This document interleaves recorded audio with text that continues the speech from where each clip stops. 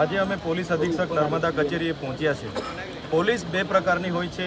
એક ઈમાનદારીથી જવાબદારીથી પોતાની નિષ્ઠાપૂર્વક એક નોકરી કરે છે અને બીજા પોલીસ અધિકારીઓ એવા હોય છે પગાર સરકારનો લે છે અને અહીંના બેફામ બનેલા બુટલેગરો, જમીન માફિયાઓ, રેતી માફિયાઓ જેવા લોકો સાથે સાંઠગાંઠ કરીને જમીનોના સોદામાં પડીને અહીં દંડ ઉઘરાવવામાં આવે છે। નર્મદા જિલ્લો અતિ પછાત જિલ્લો છે। આ વિસ્તારના લોકો રૂરલ એટલે કે ગ્રામ્ય વિસ્તારમાં રહે છે અને મોટે ભાગની વસ્તી આદિવાસીઓની છે। ત્યારે દેવમોગરા યામોગી માતાના દર્શનાર્થે આવનારા ગુજરાત, મહારાષ્ટ્ર, મધ્યપ્રદેશના લોકોને જે પીયુસી લાયસન્સ એવા નામે જે દંડ ફટકારવામાં આવે છે, મહિનાના કરોડોમાં દંડ લેવામાં આવે છે। એક બાજુ સરકાર મોંઘવારી દિવસે ને દિવસે વધે છે, લોકો પર રોજગાર નથી અને નર્મદા જિલ્લામાં દર મહિને કરોડોના જે દંડ ઉઘરાવવામાં આવે છે એની સામેનો અમારો વિરોધ છે।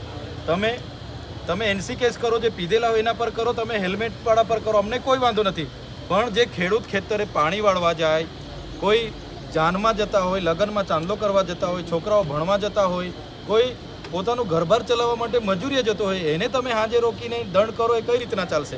પોલીસ સવારે મોરચો સંભાળે, સાંજે 5 વાગે આવીને મોરચો સંભાળે અને નર્મદા જિલ્લામાં 20 થી 25 જગ્યાએ ચેકપોસ્ટો રૂરલમાં બનાવવામાં આવી છે। ત્યારે અમે પોલીસ અધિક્ષકને ધ્યાન દોર્યું છે કે નર્મદાની જનતા ત્રાહિમામ પોકારી ઉઠી છે। લોકો પર એક બાજુ રોજગાર નથી અને મોંઘવારી એટલી બધી છે અને તમે કરોડોમાં દંડ ઉઘરાવો એની સામેનો અમારો વિરોધ છે।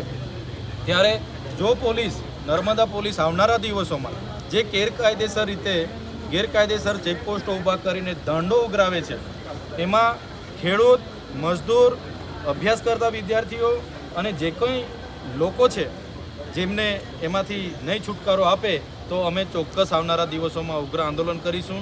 સાથે સાથે અમારી સાથે ઉમરવાના વડીલો આવ્યા છે, એમણે તારીખ 31/3/2025ના રોજ એટલે કે 2 દિવસ પહેલાં ત્યાં ગેરકાયદેસર માટી ખનન ચાલતું હતું એ અટકાવવા માટે એમણે 4 ટ્રકો અને એક પોકલેન પોલીસને સોંપી, પોલીસે રાતોરાત એને છોડી દીધા।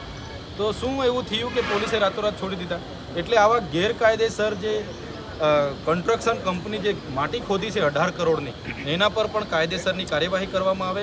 ઇન્દ્રાણા વિયર ડેમની નીચેથી એમણે જે મટીરિયલ ઉઠાવ્યું છે એમની પણ માપણી કરીને દંડ ફટકારવામાં આવે એવી અમે બધા માંગ કરીએ છીએ। ખાસ કરીને સાહેબ જોડે વાત થઈ તમારી, શું ચર્ચા થઈ?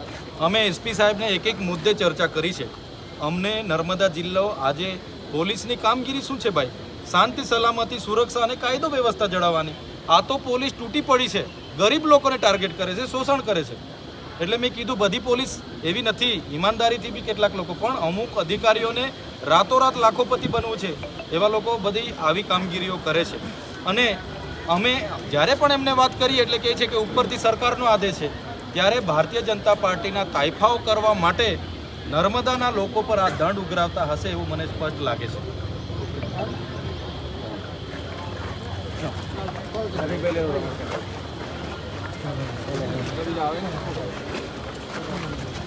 વિશાલભાઈ ચાલો આવું છે, વિશાલભાઈ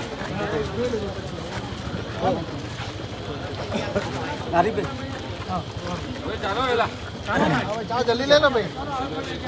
હા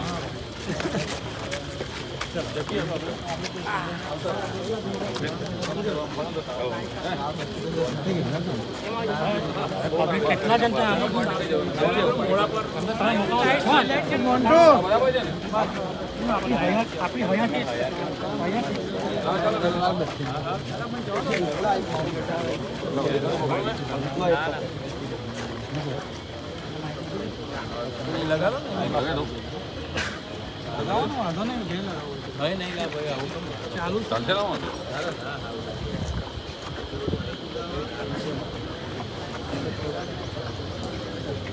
રફીકભાઈ જરા નીચે રાખજો, રફીકભાઈ જરા જયેશભાઈ ચાલુ છે, નાનો માણસ આપો, એમ અમને બી થોડી જગ્યા આપો।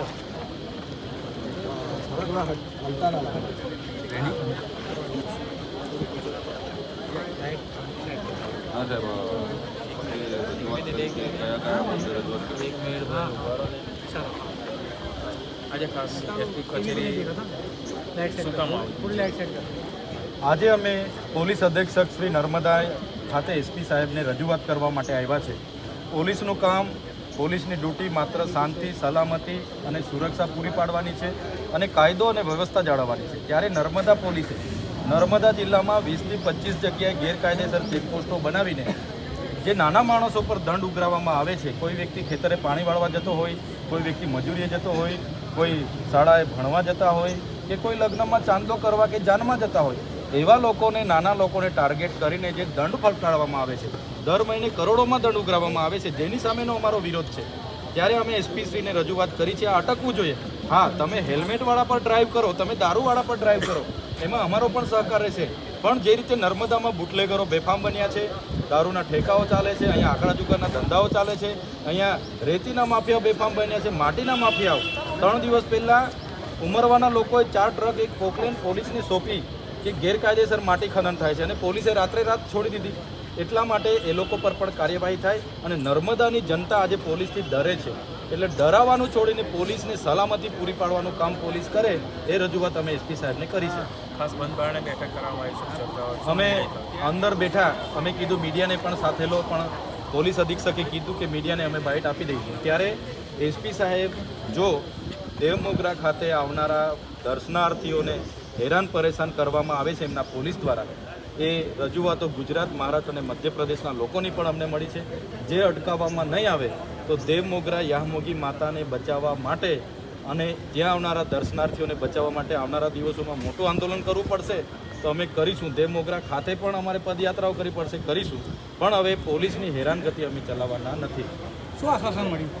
એસપી સાહેબે કીધું છે કે અમે આ બધું નોંધ કરી છે, અમે સૂચના આપીએ છીએ, પણ ફરી જો આવી રીતના જ હેરાનગતિ અને કરોડોના દંડ અને તોડો કરવામાં આવે છે, જો ચાલતું રહેશે તો મજબૂરન અમને, આજે તો અમે આવ્યા છે 1500-2000 લોકો, પણ મજબૂરન અમને હજારોની સંખ્યામાં મોટું આંદોલનનું આહવાન કરવું પડશે અને અમે એ કરીશું જો આમાં સુધારો નહીં થાય તો. આશ્વાસન પર કેટલો વિશ્વાસ તમને? જી, સાહેબે આશ્વાસન આપ્યું છે, કેટલું? પોલીસ અધિક્ષક છે, એમની પોલીસ જે કૃત્ય કરે છે એમને અમે ધ્યાન દોર્યું છે. બુટલેગરો પર ડ્રાઈવ કરો તે કરતા નથી, આંકડા જુગાર પર ડ્રાઈવ નથી કરતા. અહીંયા ભૂમાફિયા, જમીન માફિયાઓ સાથે મળીને સોદાઓ કરે છે પોલીસ. જમીનોના જે વિવાદો થાય એમાં બેસીને એનો રસ્તો કાઢી આપે છે પોલીસ. પોલીસનું કામ એ થોડું છે. સલામતી આપો, સુરક્ષા આપો અને જનતાનો વિશ્વાસ જીતો, તો જનતાનો વિશ્વાસ જીતાશે. પણ અહીં તો 60% પ્રજા પોલીસથી ડરે છે. આવો ડર ઊભો કર્યો છે, જેની સામે આવનારા દિવસોમાં જો સુધારો ન થયા નર્મદા પોલીસ સામે તો અમે ઉગ્ર આંદોલન કરીશું. એ આંદોલન આવનારા દિવસોમાં કાં તો દેવમોગરા કરીશું, કાં તો સ્ટેચ્યુ ઓફ યુનિટી પર અમારે કરવા મજબૂર થશું. ઉલ્લેખ છે કે તમે એક આક્ષેપ કર્યો છે, કેટલાક પોલીસ અધિકારીઓ કરોડ રૂપિયા બનાવે છે, તેનું નામ આપો. પોલીસ 2 પ્રકારની હોય છે. એક પોલીસ ઈમાનદાર અને પોતાની જવાબદારી નિષ્ઠાપૂર્વક કામ કરે છે, પણ અમુક 20% લોકો એવા છે પોલીસમાં, પગાર સરકારનો લે છે અને જમીનોના દલાલો સાથે બેસીને એનું રસ્તો કાઢી આપે, લીજોનું કામ અટકેલું હોય તે કરી આપે, માટી ખોદાવાનું કામ કરે, બુટલેગરો સાથે સેક્શન બાંધે. તમને વાત કરું, ગ્રુપો પણ ચાલે છે મીડિયામાં. તો આ પરિસ્થિતિ નર્મદા પોલીસની છે. અમે કહીએ છીએ નર્મદા જિલ્લામાં જ્યાં પ્રવેશ છે, અમારે ગ્રામ્ય વિસ્તારમાં ચેકપોસ્ટો બનાવવાની શું જરૂર છે? એટલે અમે એસપી સાહેબને ધ્યાન દોર્યું છે. જો નિર્ણય નહીં આવશે તો ચોક્કસ અમે દિન 10 પછી મોટું આંદોલન કેવડિયા ખાતે કાં તો દેવમોગરા ખાતે કરીશું. ચૈતર વસાવાએ કોઈ પુરાવા આપ્યા છે? હા, આજે અમે જે સ્થળોની મુલાકાત લીધી, જે હાઈવાઓ, પોકલેનો ખોદકામ કર્યું અને એમણે જે છોડી મૂક્યા છે એમના પુરાવા એસપી સાહેબને અમે હમણાં આપ્યા છે. અને જો એના પર પોલીસ કાર્યવાહી નહીં કરે તો એનો જે પણ પ્રોજેક્ટ હશે એ પ્રોજેક્ટો પણ બંધ કરીશું. અને કેવડિયામાં એક ગોરા ગ્રામ પંચાયત પર પોલીસને સાથે રાખીને દબાણ કરીને ઠરાવ કરવામાં આવ્યો છે ત્યાં પ્રોજેક્ટ લાવવા માટે, એની સામે પણ આજે અમે વિરોધ નોંધાવ્યો છે. આવનારા દિવસોમાં એ બાબતે પણ અમે આગળ વધીશું.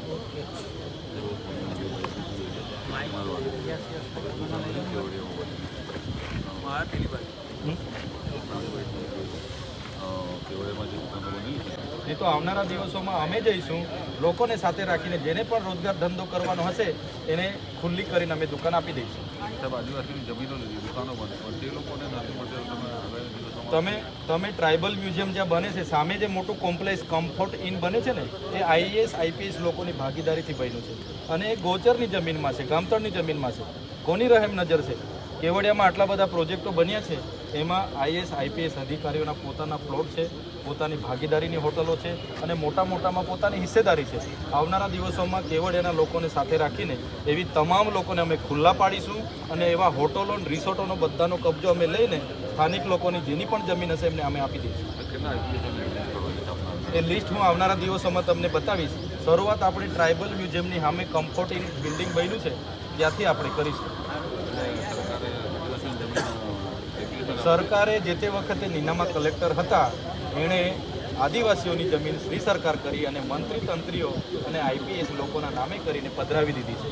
પણ એ કલેક્ટર બી જ્યાં હશે ત્યાં અમે એકવાર સંશોધનમાં નીચે ઉતરીશું તો એને પણ બહાર કાઢીશું.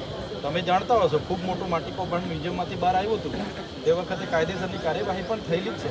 એટલે આવનારા દિવસોમાં પણ અમે કરાવીશું.